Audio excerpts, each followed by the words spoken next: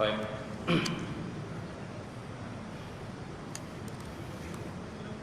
Teka majlis macam kita baca. Alhamdulillah minasyaitanir rajim. Bismillahirrahmanirrahim. Alhamdulillah rabbil alamin. Iyyaka na'budu wa iyyaka nasta'in. Ihdinas siratal mustaqim. Shiratal ladzina an'amta 'alaihim.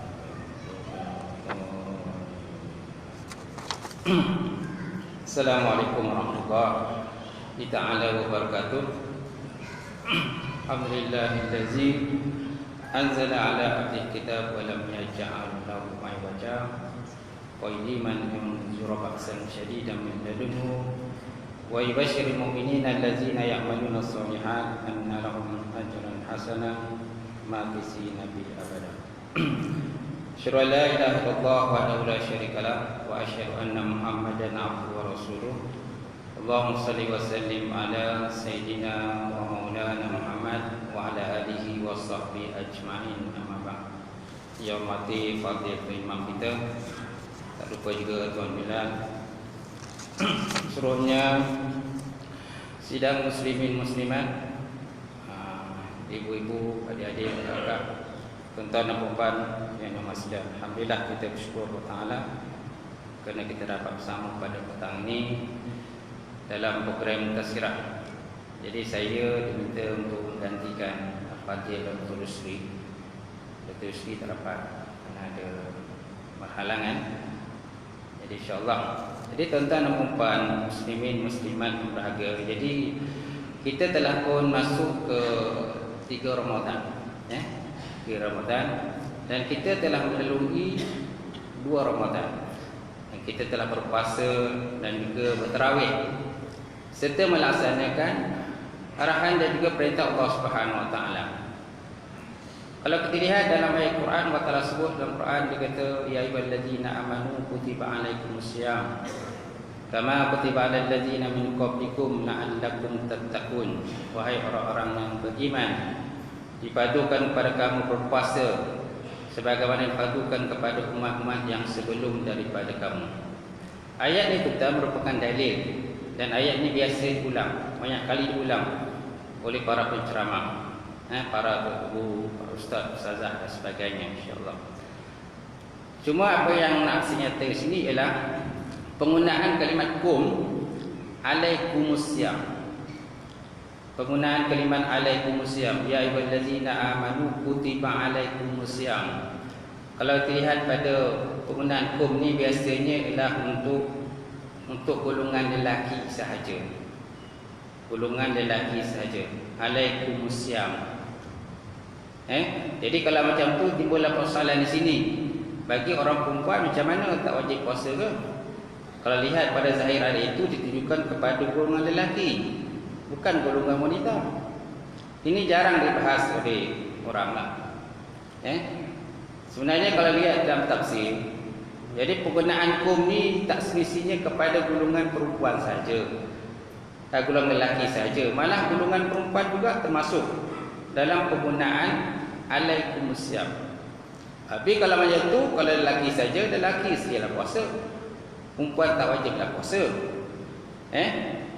Jadi para ulama telah membahaskan, pertama sekali ulama-ulama lugah dan ulama-ulama nahwu dan sebagainya. Jadi mereka merumuskan bahawa ayat tersebut digunakan juga untuk golongan perempuan. Tuan-tuan dan puan muslimin dan muslimat bahagia. Itu juga dengan hadis yang menyatakan ya ma'syaris sabab, ya ma'syaris sabab man istata'ankum ba'a falyatazawwaj fa innahu aghadul basar wa ahsanul farji fa in lam yastati' fa alaihi bisawm bisyam fa innahu ja. Atau kama qala Rasulullah sallallahu alaihi wasallam. Nabi menyebut dalam satu hadis, ya ma'syaris sabab, wahai pemuda, barang siapa di kalangan kamu itu mampu berkahwin, maka naklah berkahwin. Maka barang siapa yang tidak mampu berkahwin, maka naklah dia berpuasa. Kerana dengan berpuasa tadi, maka terhindarlah pandangan mata dia dan juga kemaluan dia daripada melakukan dosa dan juga maksiat kepada Allah Subhanahu Wa Taala. Maka jikalau dia tak mampu berkahwin, maka naklah dia berpuasa. Kerana puasa itu sebagai perisai kepada orang-orang yang beriman kepada Allah Taala. Kalau dilihat pada zahir hadis itu ditujukan kepada golongan pemuda saja, tidak mencakupi golongan wanita. Jadi ulama pun membahas perkara tadi, sebenarnya bukan golongan lelaki saja, golongan wanita pun juga termasuk. Kalau mereka mampu berkahwin, melaksanakan tanggungjawab sebagai seorang isteri, sebagai seorang suri rumah tangga, maka digalakkan mereka berkahwin. Tuan-tuan muslimin dan muslimat yang berbahagia. Kemudian saya nak cerita mengenai satu kisah yang diriwayatkan bahawa satu hari Allah Subhanahu Wa Taala telah menciptakan langit dan juga bumi. Allah Taala menciptakan langit dan bumi. Kemudian apabila Allah Taala menciptakan bumi, bila sampai pada tahap Allah Ta'ala menciptakan bumi, tuan-tuan, maka bumi pun bergegar dan juga bergoyang. Maka lalu Allah Subhanahu Wa Ta'ala menciptakan gunung. Bila diciptakan gunung, maka gunung ini merupakan sebagai pasak pada bumi. Maka bumi pun berhenti daripada bergoyang ataupun bergegar. Kemudian para malaikat bertanya dengan Allah Subhanahu Wa Ta'ala, "Ya Allah, ya Tuhanku, adakah satu benda lain yang kau ciptakan yang lebih baik ataupun lebih kuat daripada bumi ataupun daripada gunung, ya Allah?"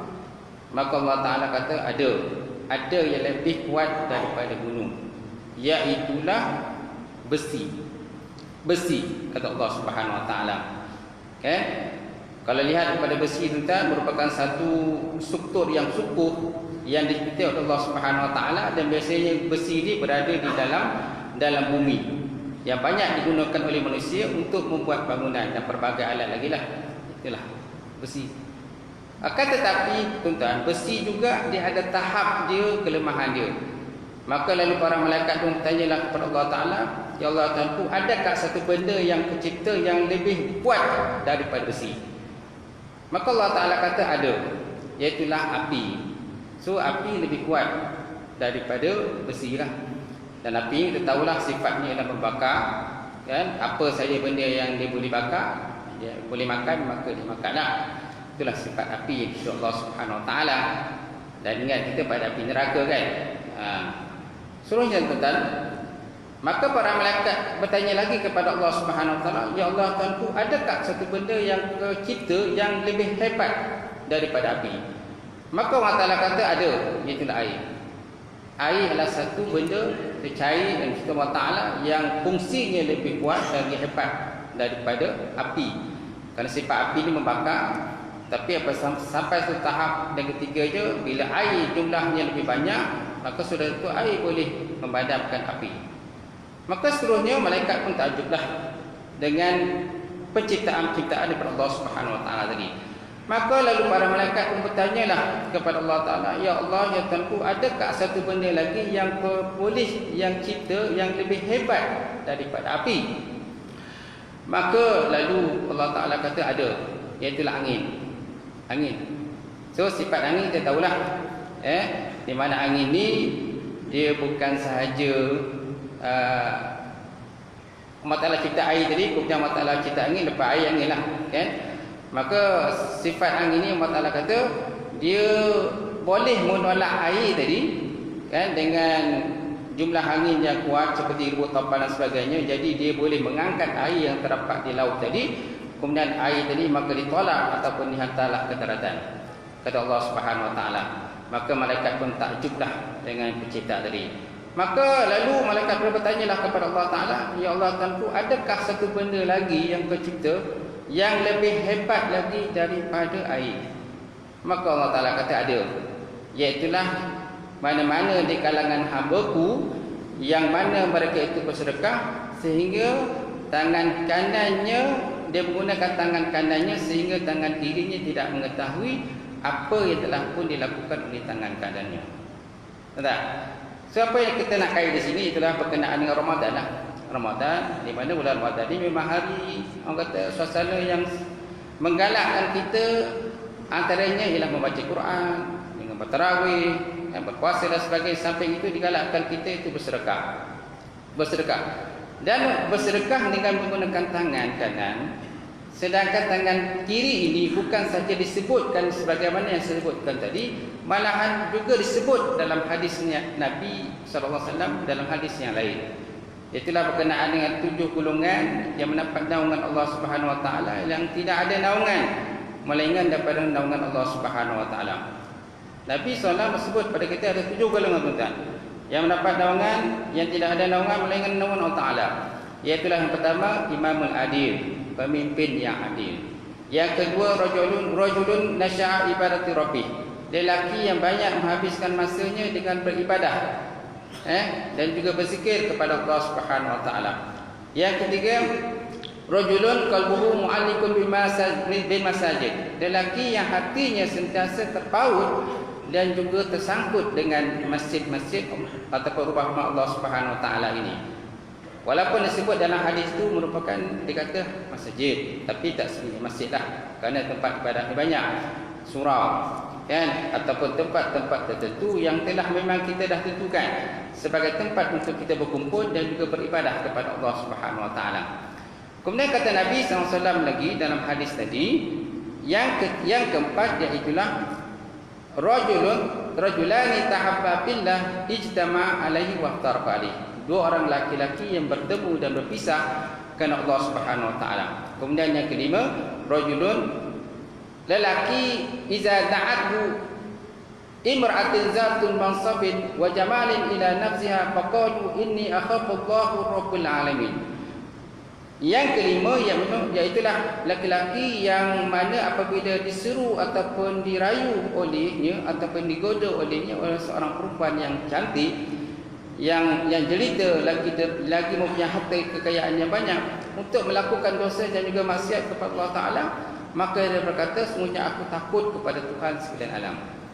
Kemudian lelaki yang keenam, kata Nabi SAW, iaitulah laki-laki yang tasaddaqa bi yaminihi hatta la ta'lama simaluhu ma yunfiqu yaminuhu, yang mana laki-laki yang bersedekah dengan menggunakan tangan kanannya sehingga tangan kirinya tidak mengetahui di atas apa yang dilakukan oleh tangan kanannya. Dan yang ketujuh, kata Nabi SAW, rajulun zakarallahu liyan faqadat ainahu, lelaki yang menghabiskan masanya berzikir dan juga belajar kan, beribadah kepada Allah Taala di malam hari, kemudian dia sehingga menitiskan air matanya kan, kerana mengenangkan kepada dosa-dosa dan juga kesilapan yang telah terlalu. Jadi daripada hadis tuan-tuan, kalau kita kait dengan hadis yang cerita yang sebut tadi, so maknanya dalam bab sedekah ni digalakkan ataupun dibolehkan kepada kita bersedekah dengan menggunakan tangan kanan sehingga tangan kiri kita tidak mengetahui apa yang telah dilakukan oleh tangan kita kan. Akan tetapi dia juga bergantung kepada apa benda yang kita nak sedekahkan. Kalau bentuk benda yang kita sedekahkan dalam satu objek yang besar, kita pun tak boleh nak angkat dengan menggunakan tangan kanan saja. Sudah tentu kita memerlukan tangan kiri juga untuk mengangkat benda tu. Kita nak pegang satu hadiah yang besar, kita nak bagi orang, okay? Nak bagi ke orang, sudah tentu kita terpaksa mengangkat menggunakan 2 tangan. Takkan kita nak mengangkat satu tangan kan? Jadi benda tu berat, jadi kena mengangkat 2 tangan, okay? Melainkan kalau seandainya hadiah yang kita nak bagi ataupun benda sedekah yang kita nak ulurkan itu ialah jumlah yang kecil. Contohnya sekadar duit saja kan, duit saja kita letak dalam envelope, dan duit itu kita nak sedekahkan kepada fakir miskin sebenarnya dengan Ramadan yang mulia ini, tu tak? Jadi cukup sekadar kita menggunakan tangan kanan, tak perlulah kita menggunakan tangan kiri. Ada pula ulama membahaskan maksud dengan menggunakan 2 tangan itu ialah maksudnya menunjuk-nunjuk sedekahkan kepada orang lain.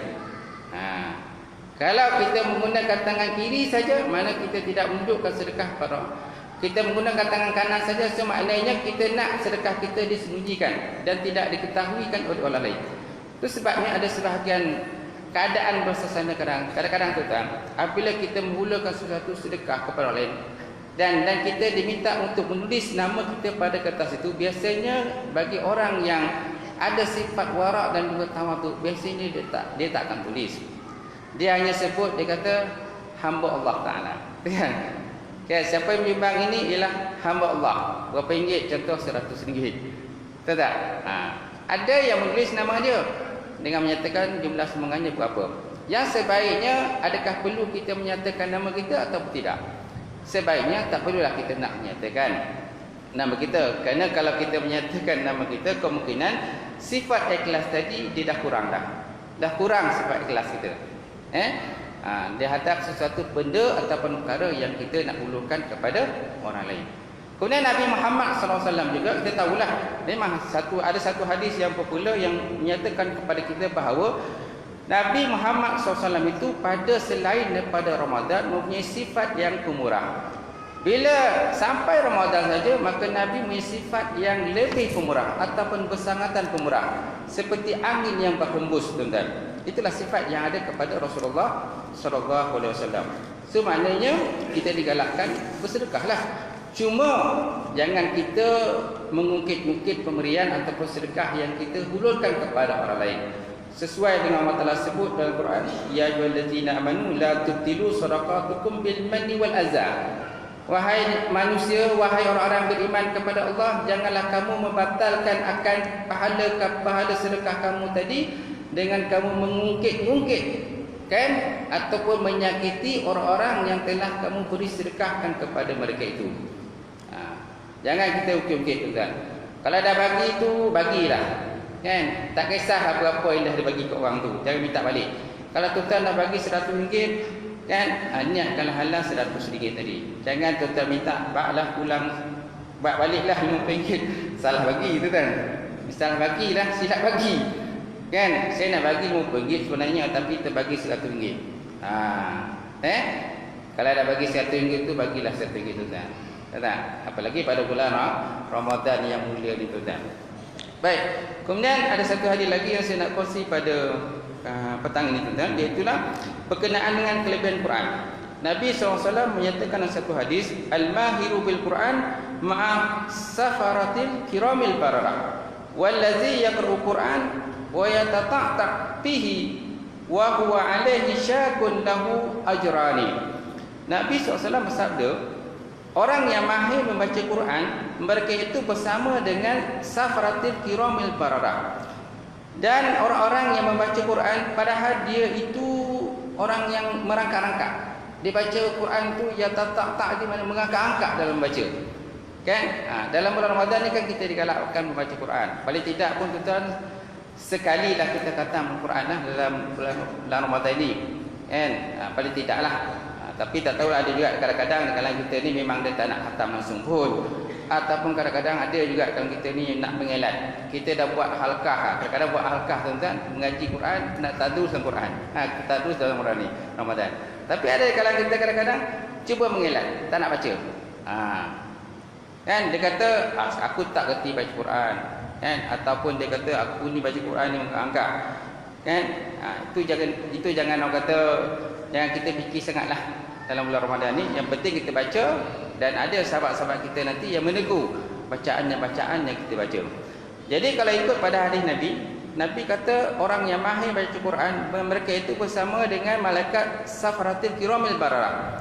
Sedangkan orang-orang yang membaca Quran, sedangkan dia mengangkat-angkat, wa huwa alaihi syakun, padahal dia itu ada kesukaran dia waktu nak baca, lahu ajrani, bagi mereka itu mendapat 2 pahala.